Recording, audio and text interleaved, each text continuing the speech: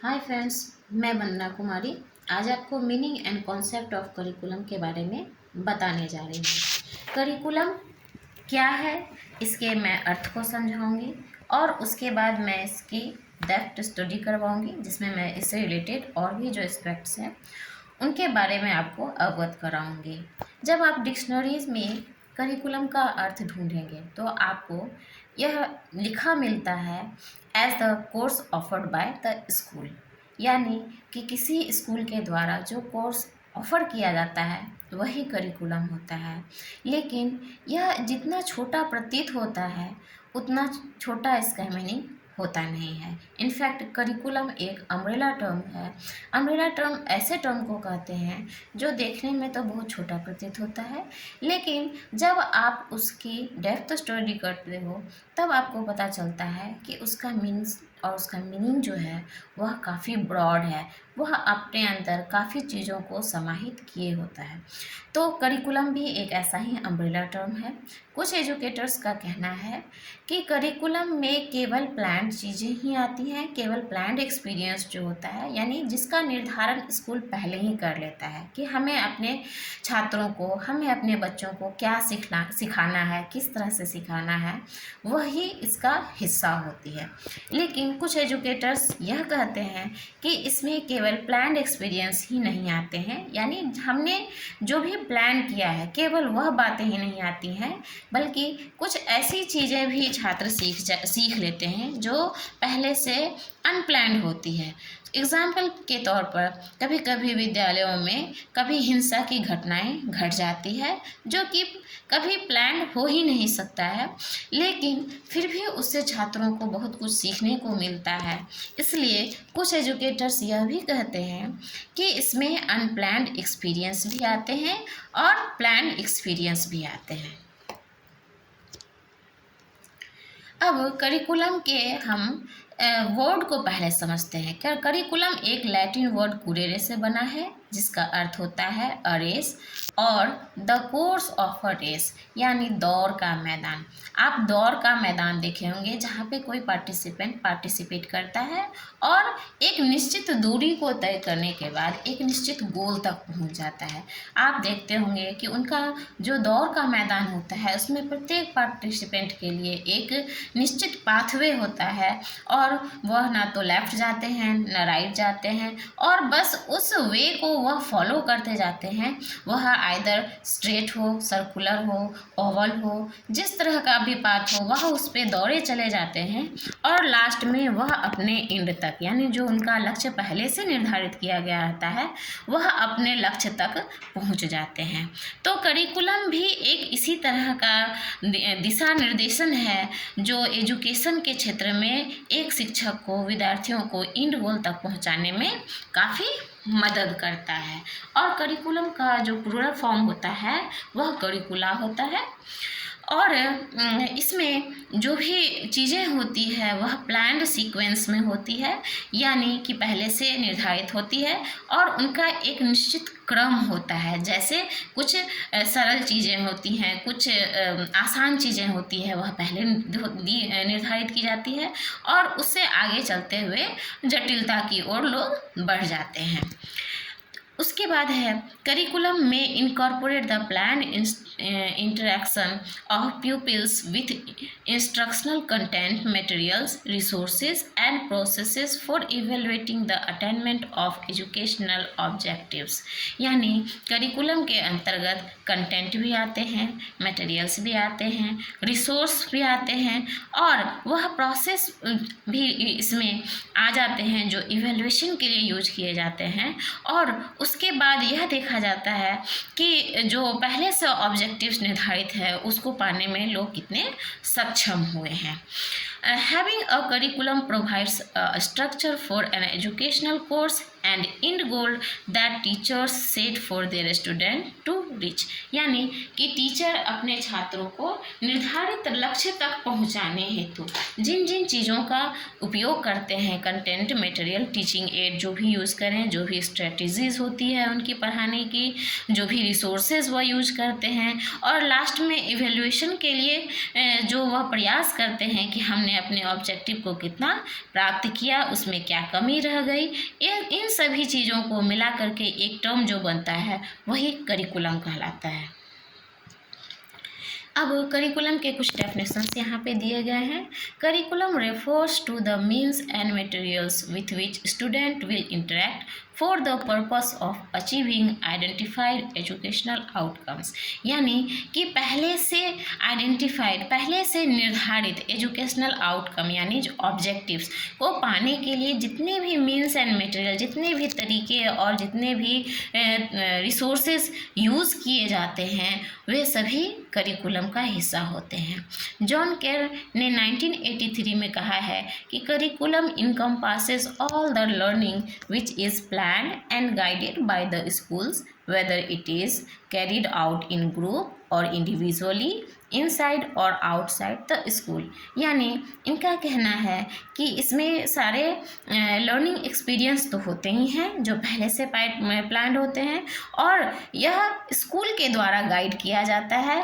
यह ग्रुप में भी हो सकता है, इंडिविजुअली भी हो सकता है, इनसाइड द स्कूल यानी कि स्कूल के अंतर्गत भी हो सकता है, और आउटसाइड द स्कूल भी हो सकता है। फॉर एग्जाम्पल, जैसे जब पठन पाठन का कार्य कक्षा में कंडक्ट किया जाता है तो वह इनसाइड द स्कूल हुआ, और उसी तरह से अगर कोई फील्ड विजिट होती है, कभी गेम होता है या कोई कल्चरल एक्टिविटी स्कूल के बाहर होती है तो ये सभी आउटसाइड द स्कूल के एग्जाम्पल हैं।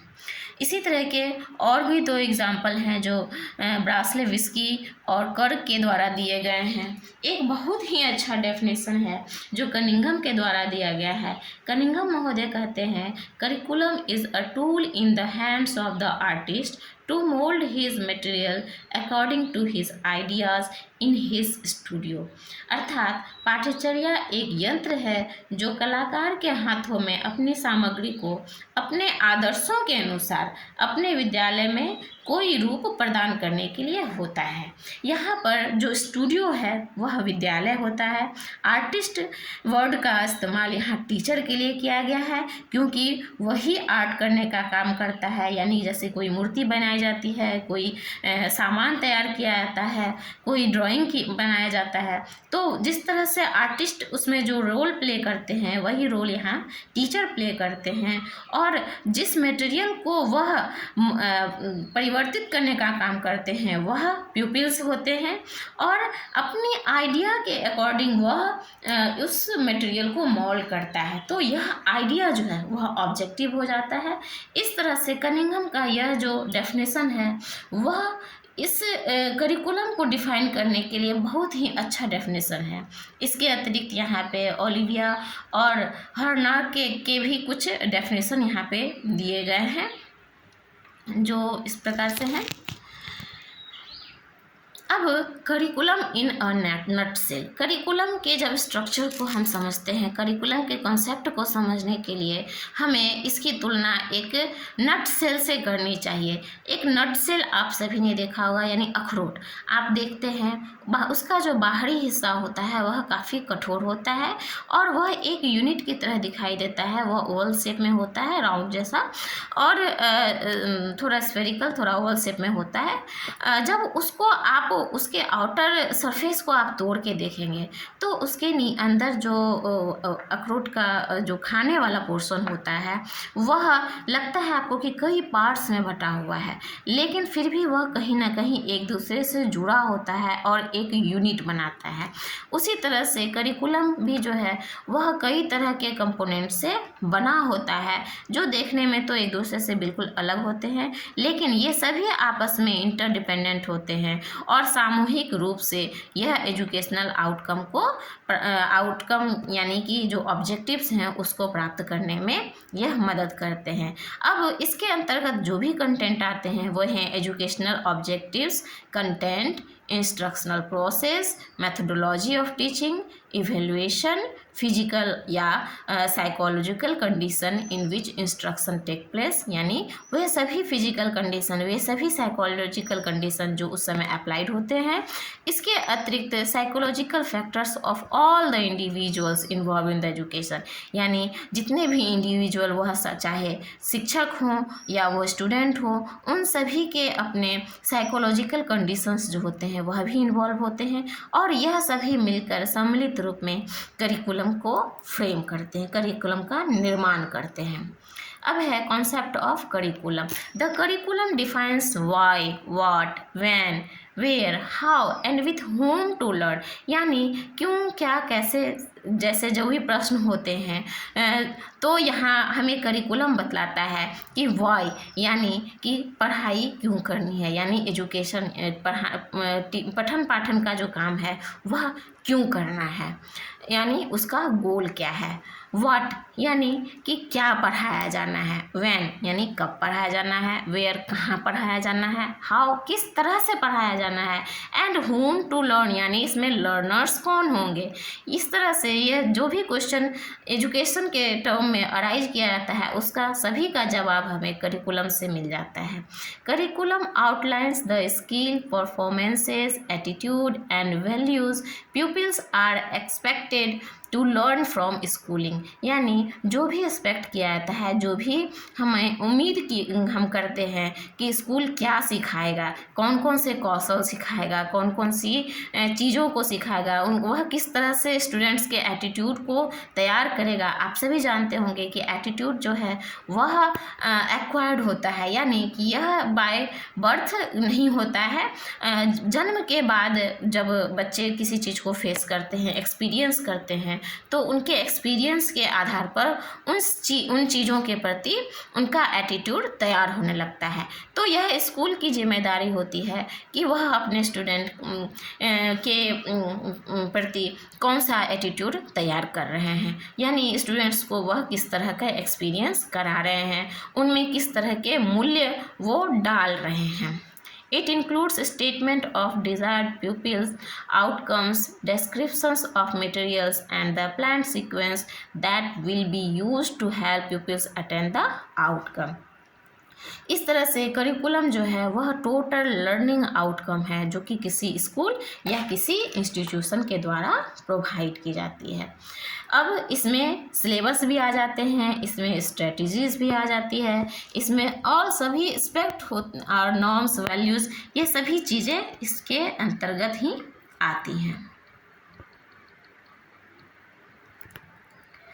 तो it is the aggregate of courses of study given in a learning environment, यानी कि किसी लर्निंग इन्वायरमेंट में, किसी पढ़ने योग्य वातावरण में जो भी चीज़ें प्रोवाइड की जाती है उन सभी को एग्रीगेट फॉर्म में हम करिकुलम कह सकते हैं। The courses are arranged in a sequence to make learning a subject easier. अब इसमें जो भी मटेरियल्स होते हैं वह इस तरह से अरेंज किए जाते हैं, उनका सीक्वेंस इस तरह से होता है जिससे कि सीखना जो है वह ईजियर हो सके, यानी कि सरल से सरल वे में, सरल रूप से बच्चों को पढ़ाया जा सके, बच्चों को सिखाया जा सके। अब इसमें जो भी चीज़ें होती है वह क्लासरूम, स्कूल, डिस्ट्रिक्ट, स्टेट और कंट्री, इन सभी के द्वारा यह पहले से प्लान किया जाता है। A classroom is assigned sections of curriculum as defined by the school। अब जब करिकुलम तैयार हो जाता है तो उसको कई सेगमेंट में डिवाइड किया जाता है, यानी जिस तरह से आप देखते होंगे कि एक कोर्स में क्या पढ़ाया जाना है, फिर से अलग अलग सेमेस्टर में डिवाइड किया जाता है। अब सेमेस्टर डिवाइड करने के बाद फिर अलग अलग क्लासेज अलॉट किए जाते हैं और प्रत्येक क्लास में क्या पढ़ाया जाना है वह भी अलॉट किया जाता है, यानी कि इस यूनिट को कई सब यूनिट्स में डिवाइड करके इसे तैयार किया जाता है और इसको फुलफिल किया जाता है।